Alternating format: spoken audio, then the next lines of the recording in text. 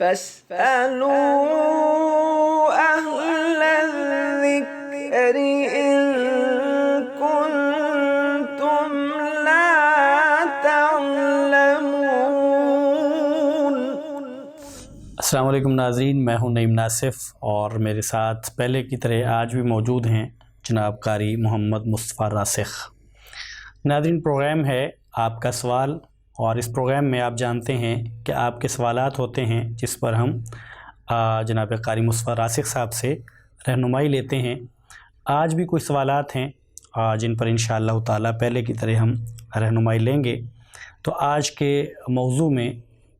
ہمارے پاس جو سوالات ہیں وہ عشرہ ذی الحجہ کے بارے میں ہیں، چونکہ عشرہ ذی الحجہ آنے والا ہے اور یہ ایام بڑے فضیلت والے ایام ہیں، تو اس کی فضیلت کیا ہے، اس کی اہمیت کیا ہے، اور اس میں کرنے والے اعمال کون سے ہیں، کون سے کرنے چاہیے، کون سے معروف ہو گئے نہیں کرنے چاہیے، تو یہ ساری باتیں آج کے پروگرام کا حصہ ہوں گی۔ جناب قاری صاحب، پروگرام میں ہم آپ کو خوش آمدید کہتے ہیں۔ جزاکم اللہ خیر۔ یہ فرمائیے گا کہ عشرہ ذی الحجہ ہم سنتے ہیں کہ اس کے بہت فضائل ہیں احادیث میں جن کا ذکر ہے، تو اس کے بارے میں ہمارے ناظرین کو آگاہ کریے گا کہ اس کی اہمیت کیا ہے۔ جی، بسم اللہ الرحمن الرحیم۔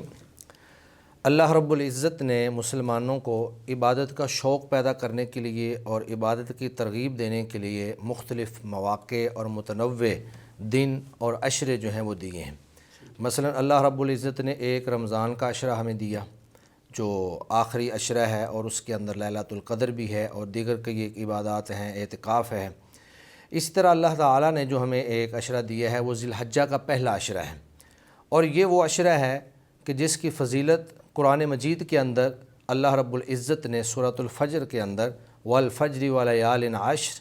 باقاعدہ قسم کھا کر کہ مجھے فجر کی قسم ہے اور مجھے 10 راتوں کی قسم ہے،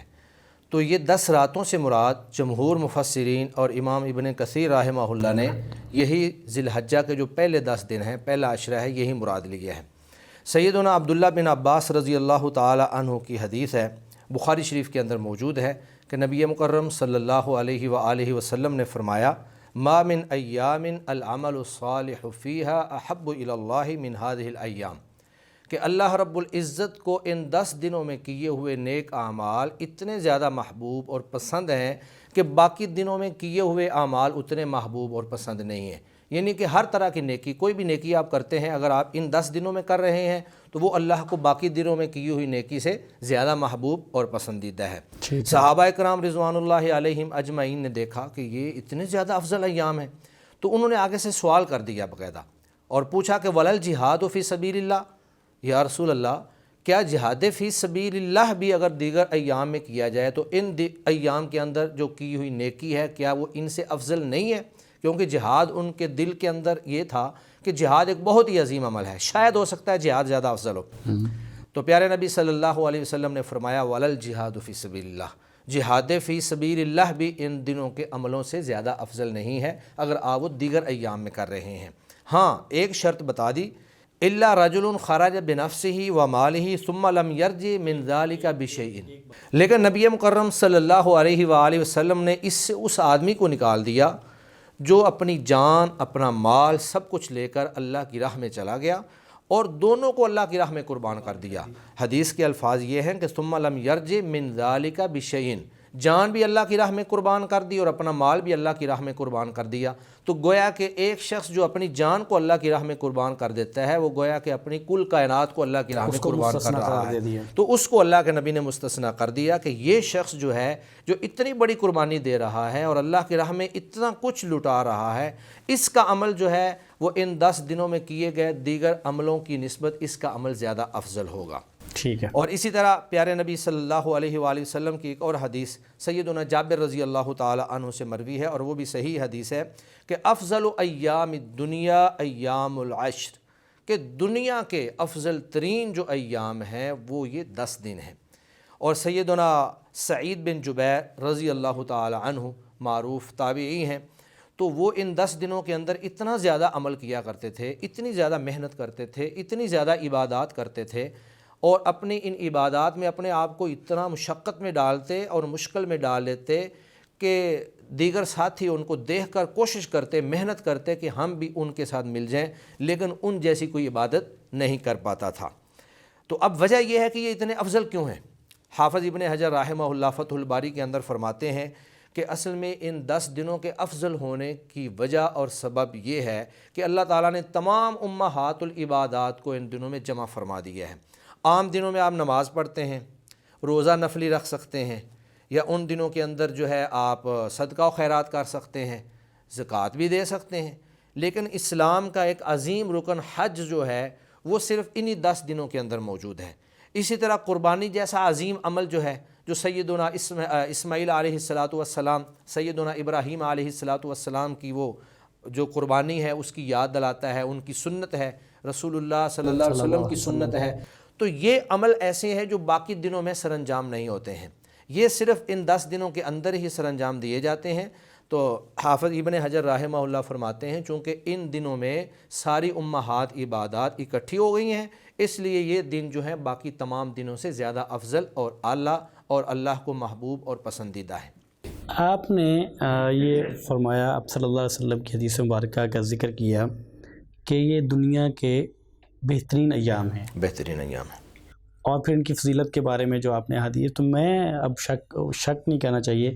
میں اس الجھن میں ہوں کہ اب کیا کیا جائے کہ ایک طرف وہ رمضان کی آخری 10 راتیں ہیں جی، ان کی بھی بڑی فضیلت بیان ہوئی ہے، ان کی بڑی فضیلت ہے، اور ان کی باقاعدہ قرآن مجید میں ہے کہ وہ 1000 مہینے کی عبادت سے افضل ہیں، اور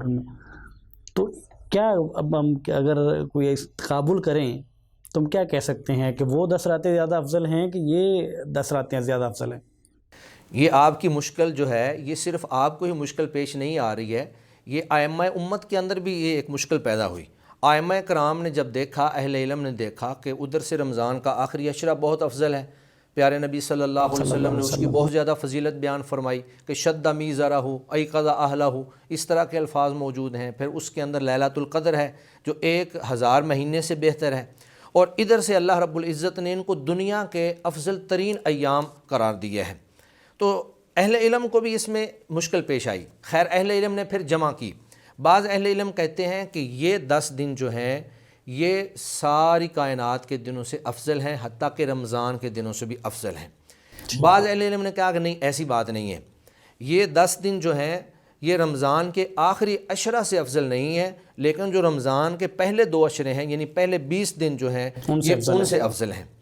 بعض اہل علم نے کہا نہیں، آپ اگر اس کو جمع کرنا چاہیں تو اور طریقے سے بھی جمع کیا جا سکتا ہے۔ وہ کہتے ہیں کہ رمضان کے 10 دنوں کی فضیلت لیلۃ القدر کی وجہ سے ہے اور راتوں کو جاگنے کی وجہ سے ہے، لیکن یہ دن جو ہے یہ دنوں کی فضیلت ہے۔ تو انہوں نے تطبیق اس طرح کی کہ دن یہ افضل ہیں لیکن راتیں وہ افضل ہیں۔ تو گویا کہ بہرحال اصل بات یہ ہے کہ یہ دن بھی کوئی عام دن نہیں ہے، دونوں ہی افضل ہیں، دونوں ہی افضل ہیں، یہ کہ دونوں ہی افضل ہیں، دونوں کو ہی اہتمام سے گزارنا چاہیے۔ ہمارے لیے ایک شوق پیدا کرنے کا اللہ نے طریقہ بیان فرمایا ہے کہ آپ ان دنوں میں بھی عبادت کریں اور ان دنوں کے اندر بھی بڑھ چڑھ کر عبادت کرنے کی کوشش کریں۔ عبادت کیا کریں شیخ؟ ان میں یہ جو 10 ایام ہیں کون سے اعمال ہیں جو زیادہ کرنے چاہیے یا جن کا اجر زیادہ ہے، یا جو کہنا چاہیے کہ مسنون ہیں، کون سے اعمال ایک مسلمان کو اس کو زیادہ محنت سے اور کوشش سے کرنے چاہیے؟ جن احادیث کے اندر اللہ رب العزت نے اور نبی مکرم صلی اللہ علیہ وسلم نے ان ایام کی فضیلت بیان فرمائی ہے وہ عمومی چیزیں ہیں، اور عمومی کے اندر یہ ہے کہ جتنی بھی عبادات ہیں، نماز ہے تو نماز کا اہتمام کریں، نوافل کا اہتمام کریں، قرآن مجید کی تلاوت کریں، ذکر و اذکار کریں، صدقہ و خیرات کریں، یہ سارے اعمال جو ہیں آپ ان دنوں میں کر سکتے ہیں۔ لیکن چند ایک ایام جن کی زیادہ فضیلت ہے وہ میں آپ کے سامنے پیش کر دیتا ہوں۔ چند ایک اعمال، ویسے تو سارے اعمال ہی ان میں اللہ کو دیگر دنوں کی نسبت زیادہ محبوب اور پسندیدہ ہیں، لیکن چند ایک میں آپ کے سامنے پیش کروں گا تاکہ وقت کی قلت کے پیش نظر ساری چیزیں جو ہے زیادہ بات جو ہے وہ ہماری طوالت نہ پکڑے۔ سب سے پہلی بات یہ ہے کہ عمرہ اور حج تو ہوتا ہی ان ایام میں ہے، باقی تو پورے سال میں ہو ہی نہیں سکتا ہے۔ اور عمرہ جو ہے وہ جب آپ حج کے لیے جاتے ہیں، اگر آپ حج قران کر رہے ہیں یا حج تمتع کر رہے ہیں تو اس میں آپ کا عمرہ بھی ہو جائے گا۔ تو یہ حج اور عمرہ جو ہے یہ افضل ترین عملوں میں سے چند 2 عمل ہیں۔ عمرہ ایسا ہے کہ اللہ کے نبی صلی اللہ علیہ وسلم نے فرمایا العمرۃ الی العمرۃ کفارۃ لما بینہن، کہ ایک عمرے سے لے کر دوسرے عمرے تک آپ کے جتنے گناہ ہوتے ہیں یہ ان کا کفارہ بن جاتے ہیں۔ تو عمرہ گویا کہ آپ کے گناہوں کا کفارہ بن رہا ہے۔ تو ان دنوں کے اندر حج کے ساتھ آپ کو عمرہ بھی کرنا چاہیے، حج مفرد کرنے کی بجائے آپ حج قران کریں، حج تمتع کریں، تاکہ آپ کو عمرہ کا بھی موقع ساتھ مل جائے۔ اور دوسری بات حج ہے، حج اتنا عظیم عمل ہے کہ پیارے نبی صلی اللہ علیہ وسلم نے فرمایا، متفق علیہ روایت ہے کہ الحج المبرور لیس لہ جزاء الا الجنہ، کہ حج مقبول کی جزا صرف جنت ہے، یعنی اللہ نے اگر آپ کے حج کو قبول کر لیا ہے تو آپ انشاءاللہ جنتی ہیں۔ تو ایک تو ہو گیا حج اور عمرہ، اور دوسرا ان دنوں میں خاص جو عمل ہے وہ ہے روزہ۔ روزہ ویسے ہی بڑا عظیم عمل ہے۔ پیارے نبی صلی اللہ علیہ وآلہ وسلم رمضان کے روزوں کے علاوہ ہر سوموار کو، ہر جمعرات کو نفلی روزہ بھی رکھا کرتے تھے، اسی طرح ایام بیز میں بھی روزہ رکھا کرتے تھے۔ پھر جو ہے مخصوص اوقات میں مثلا جیسے 9 ذی الحجہ کا روزہ ہے، یا آگے محرم کا ایک روزہ ہے، تو یہ سارے روزے جو ہیں یہ رسول اللہ صلی اللہ علیہ وسلم کی محبت اور ان روزوں کی اہمیت اور فضیلت کی بنیاد پر ہیں۔ اور ویسے بھی اللہ کے نبی صلی اللہ علیہ وسلم نے فرمایا کہ اللہ کہتے ہیں الصوم لی وانا اجزی بہ، کہ روزہ میرے لیے ہے اور میں ہی اس کی جزا دوں گا۔ بلکہ ایک روایت میں تو الفاظ یہ ہیں کہ وانا جزاؤہ، میں اس کا بدلہ ہوں، یعنی اللہ رب العزت خود اپنے آپ کو روزے کا بدلہ پیش کر رہے ہیں۔ تو ان دنوں کے اندر جو روزہ ہے، پہلے 9 دن کا روزہ، 10ویں دن کا روزہ ہم اس لیے نہیں رکھیں گے کیونکہ وہ عید کا دن ہے، اور عید کے دن روزہ جو ہے وہ ممنوع ہے شرعی اعتبار سے۔ تو رسول اللہ صلی اللہ علیہ وآلہ وسلم سے یہ روایت موجود ہے، صحابہ کرام بیان فرماتے ہیں کان رسول اللہ صلی اللہ علیہ وسلم یصوم 9 ذی الحجہ، اللہ کے نبی ذی الحجہ کے صلی اللہ علیہ وسلم ذی الحجہ کے 9 دنوں کا روزہ رکھا کرتے تھے۔ تو یہ گویا کہ 9 دنوں کا روزہ بھی مسنون ہے اور پیارے نبی صلی اللہ علیہ وسلم کی سنت ہے۔ تو ان دنوں میں ہمیں روزہ بھی رکھنا چاہیے، خاص طور پہ یہ جو 9 دن ہیں کوشش کریں 9 کے 9 دن ہی روزہ رکھیں۔ اور خاص طور پہ ایک روزہ جو یوم عرفہ کا روزہ ہے، 9 تاریخ کا جو روزہ ہے، وہ بہت ہی افضل روزہ ہے۔ اس کے بارے میں رسول اللہ صلی اللہ علیہ وسلم نے فرمایا احتسب علی اللہ ان یکفر السنۃ التی قبلہ والتی بعدہ، مجھے اللہ سے یہ امید ہے کہ اللہ اس ایک روزے کے بدلے میں 2 سالوں کے گناہ معاف فرما دیں گے۔ دیکھیں کتنا بڑا اجر ہے اس ایک روزے کا۔ تو یہ روزہ خاص طور پہ پھر اگر آپ 9 نہیں رکھ سکتے ہیں تو کم از کم ایک روزہ آپ کو ضرور رکھنا چاہیے۔ تو یہ وہ بڑے بڑے چند ایک اعمال ہیں جو دیگر اعمال، عمومی اعمال سے ہٹ کر خاص طور پہ ہمیں ان دنوں میں کرنے چاہیے۔ یوم عرفہ کا روزہ جس کا اجر 2 سال کے گناہوں کا کفارہ ہے، جی، یہ کب رکھیں؟ جی ہمارے جی رکھیں کب؟ یہ ایک بڑا مسئلہ ہے نا، بڑا سوال ہے جی۔ اور ہر سال یہ ہے کہ یہ وہاں کے مطلع اور چاند کے ساتھ ہوگا یا ہمارے چاند کے ساتھ ہوگا؟ جی جی، اصل میں اس میں اختلاف کی وجہ کیا ہے؟ وجہ یہ ہے کہ اللہ کے نبی نے کہا ہے جی صوم یومی عرفہ، عرفہ کے دن کا روزہ۔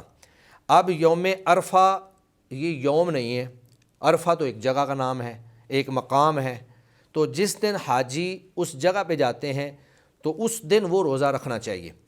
لیکن میں آپ کو یہ بات بتاؤں گا کہ دیگر اعمال کی طرح ہمیں روزے کو بھی اسی پہ ہی منطبق کرنا چاہیے۔ ہمیں اپنی جو رؤیت ہے اس کا لحاظ رکھنا چاہیے، اپنی جو تاریخ ہے اس کا لحاظ رکھنا چاہیے۔ ٹھیک ہے، آپ یہ دیکھیں گے کہ اہل عرب نے نا مختلف دنوں کے نام رکھے ہوئے ہیں۔ مثلا 8 تاریخ کو وہ کہتے ہیں یوم الترویہ،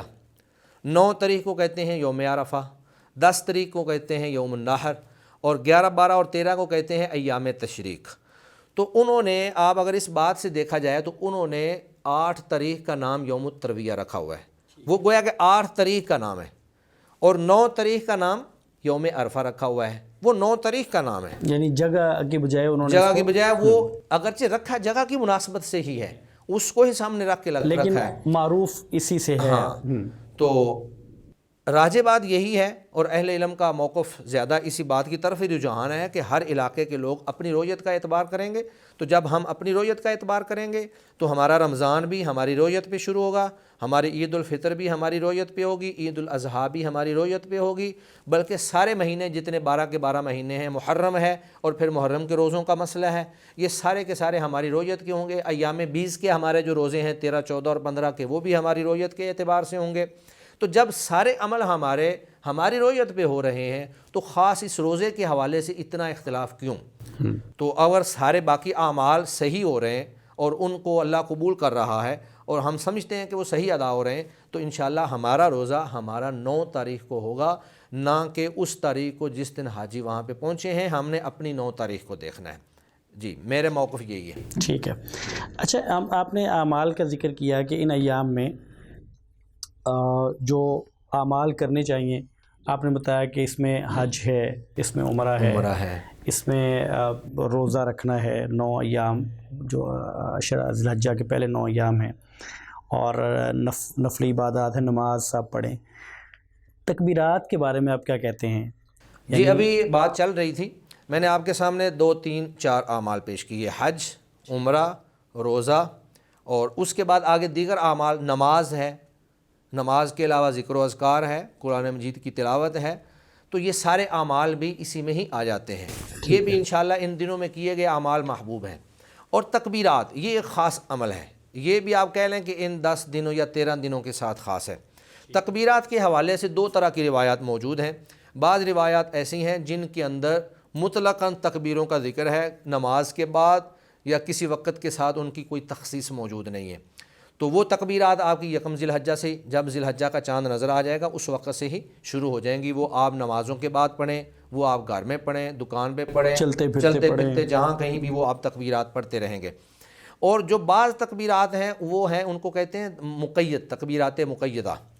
وہ شروع ہوتی ہیں 8 ذی الحجہ کو صبح سے لے کر 13 ذی الحجہ کی عصر تک،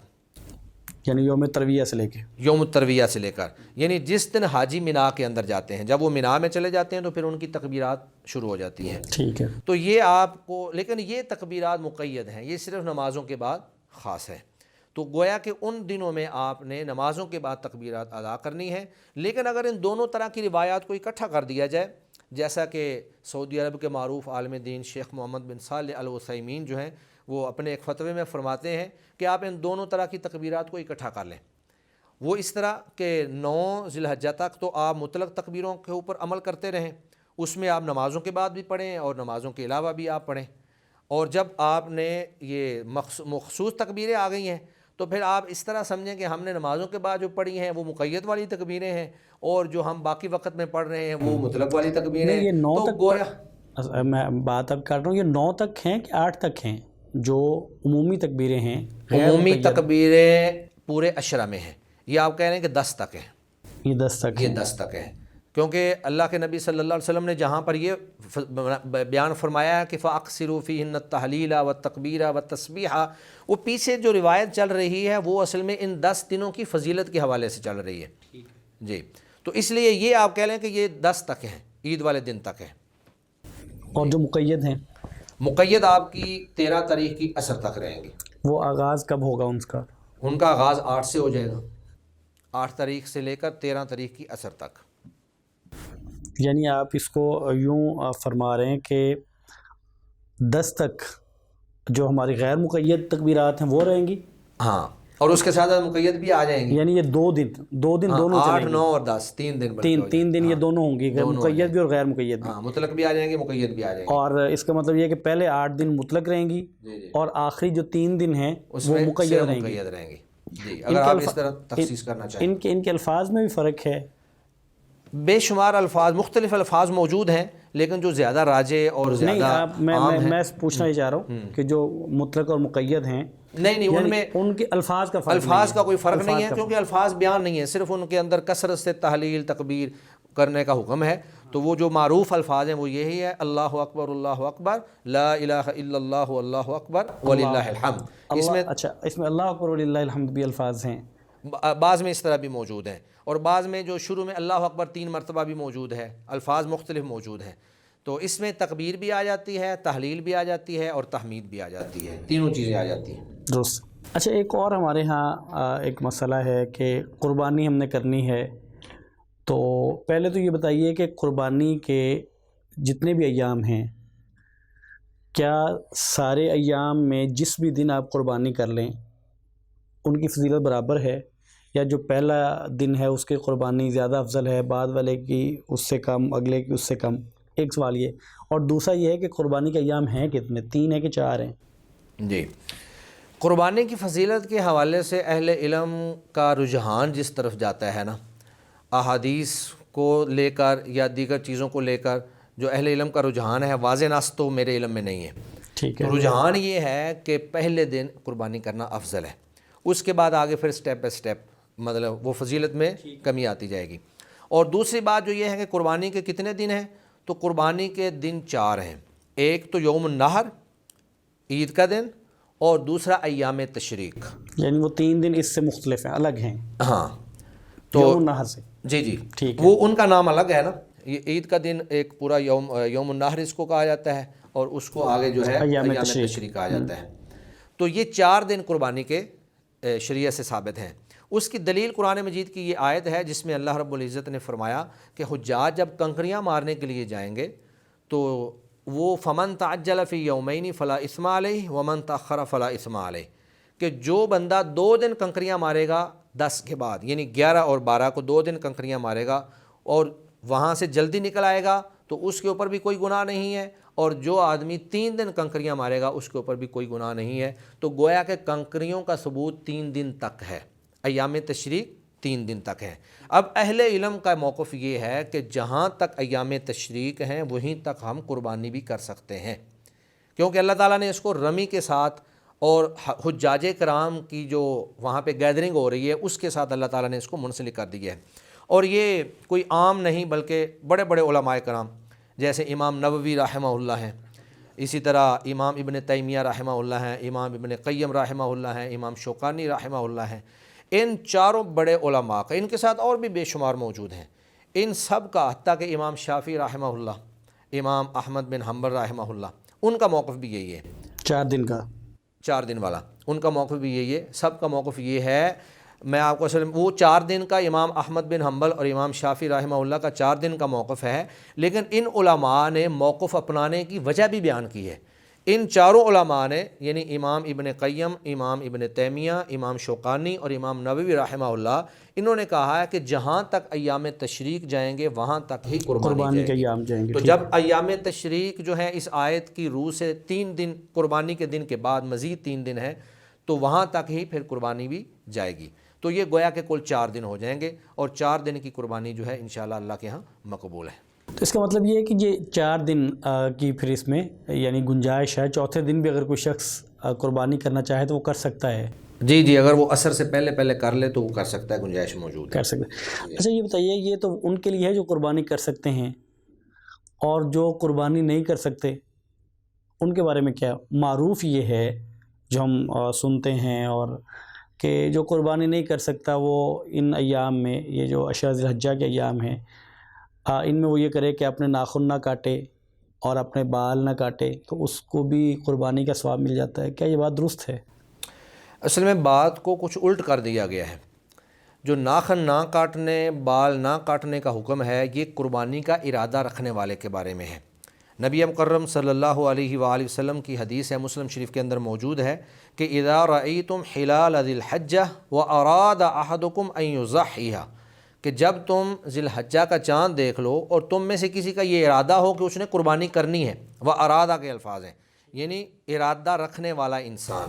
جو قربانی کا ارادہ رکھتا ہے تو وہ کیا کرے؟ فَلْيُمْسِكْ عَنْ شَعْرِهِ وَأَظْفَارِهِ، تو وہ اپنے بال اور اپنے ناخن کاٹنے سے رک جائے۔ تو یہ حدیث تو اس شخص کے بارے میں ہے جس نے قربانی کرنی ہے۔ تو ویسے اس میں آپ کو ذیلی بات میں آپ کو یہ بھی بتا دوں کہ یہ حکم مستحب ہے، سنت ہے، یہ کوئی واجب اور فرض نہیں ہے۔ اگر کوئی شخص اس پہ عمل کر لیتا ہے تو انشاءاللہ اللہ کے ہاں وہ ماجور ہے، اس کو ثواب ملے گا، اور اگر کوئی نہیں بھی کرتا ہے تو وہ گناہ گار نہیں ہے، اور اس کی قربانی میں کوئی کمی، قربانی پہ کوئی اثر نہیں پڑے گا، اس کی قربانی جو ہے وہ بالکل صحیح ادا ہو جائے گی اور اس میں کوئی نقص واقع نہیں ہوگا۔ اور دوسری چیز بھی بتا دیجئے کہ جو قربانی کرنے والا آدمی ہے صرف یہ اس کے لیے ہے کہ یہ اس کے، چونکہ وہ اس کی قربانی سب کی طرف سے، گھر والوں کی طرف سے بھی ہے، تو یہ بال کا نہ کاٹنا، ناخن کا نہ کاٹنا اور بال، یہ صرف وہ گھر کا سربراہ نہیں کاٹے گا کہ گھر کے سارے افراد نہیں کاٹیں گے؟ جی، جس طرح کے حدیث کے الفاظ ہیں وَأَرَادَ أَن يُضَحِّيَ، کہ وہ یہ ارادہ کرے کہ وہ قربانی کرے گا، تو اس میں مفرد کا صیغہ ہے وَأَرَادَ،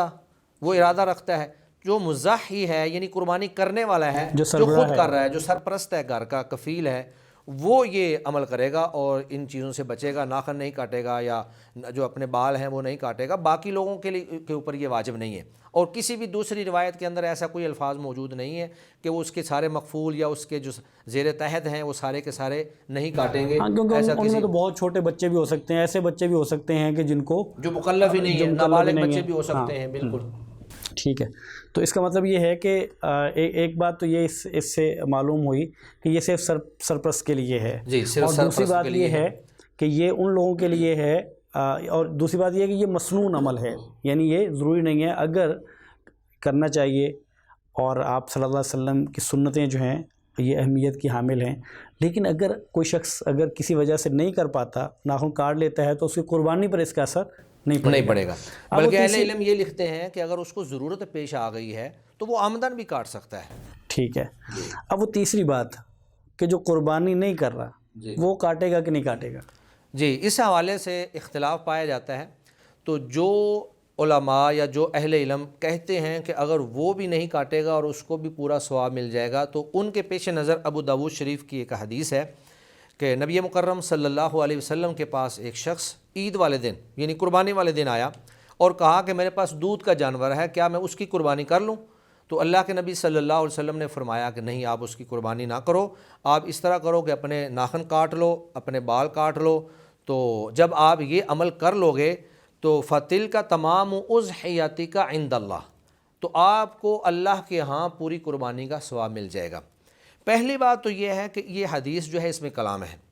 اس کو امام البانی رحمہ اللہ نے ضعیف کہا ہے، ٹھیک ہے، اگرچہ بعض دیگر اہل علم اس کو صحیح بھی کہتے ہیں، جیسا کہ شعیب الارناؤط کہتے ہیں جی اسنادہ قوی،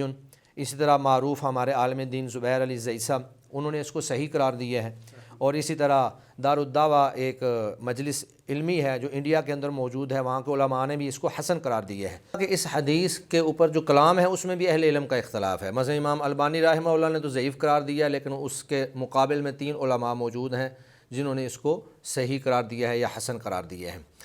تو جو اس حدیث کی بنیاد پر کہتے ہیں کہ اگر وہ شخص جس نے قربانی نہیں کرنی ہے وہ بھی ناخن نہ کاٹے اور بال نہ کاٹے تو اس کو پوری قربانی کا ثواب مل جائے گا، تو میرے خیال میں ان کا یہ استدلال درست نہیں ہے۔ اس کی وجہ یہ ہے کہ یہ شخص یہ قربانی کا ارادہ رکھتا تھا اور اس نے باقاعدہ شروع سے ارادہ کیا ہوا تھا کہ میں نے 10 تاریخ کو جا کے قربانی کرنی ہے، جانور بھی تھا، جانور بھی موجود تھا۔ وہ تو 10 تاریخ کو جب اللہ کے نبی سے سوال کیا تو اللہ کے نبی نے منع کر دیا اور ان کا ارادہ وہیں پہ ختم ہو گیا۔ ایک بات تو یہ ہے، اور دوسری بات اس میں یہ ہے کہ اللہ کے نبی تو اس کو 10 تاریخ کو ناخن کاٹنے اور بال تراشنے کا حکم دے رہے ہیں۔ اس میں یہ حدیث میں نہیں ہے کہ اللہ کے نبی نے اس کو پچھلے 10 دنوں میں نہ کاٹنے کے بارے میں پوچھا ہو کہ کیا تم نے ان 10 دنوں میں کاٹے تھے یا نہیں کاٹے تھے، یا اس کو یہ حکم دیا ہو کہ تو وہاں سے نہ کاٹتا، ان 10 دنوں میں نہ کاٹتا تو تجھے ثواب مل جاتا۔ تو گویا کہ یہ جب ایک احتمال آ جاتا ہے، اور آپ سمجھتے ہیں کہ ایک اصول معروف ہے کہ اذا جاء الاحتمال بطل الاستدلال، کہ جب احتمال آ جائے کسی معنی کے اندر تو وہاں پہ استدلال جو ہے وہ باطل ہو جاتا ہے۔ تو اس بنیاد پہ اس حدیث سے استدلال کرنا میں سمجھتا ہوں کہ درست نہیں ہے۔ بظاہر اس میں جو میں اگر ایک یعنی ایک عامی شخص اس پہ غور کرے تو اس کو جو سمجھ میں آتی ہے وہ بات یہ ہے کہ چونکہ اس نے جانور بھی اس نیت سے پالا ہوا تھا یا رکھا ہوا تھا، تو جب آپ صلی اللہ علیہ وسلم نے فرمایا کہ نہیں یہ نہیں کرنا،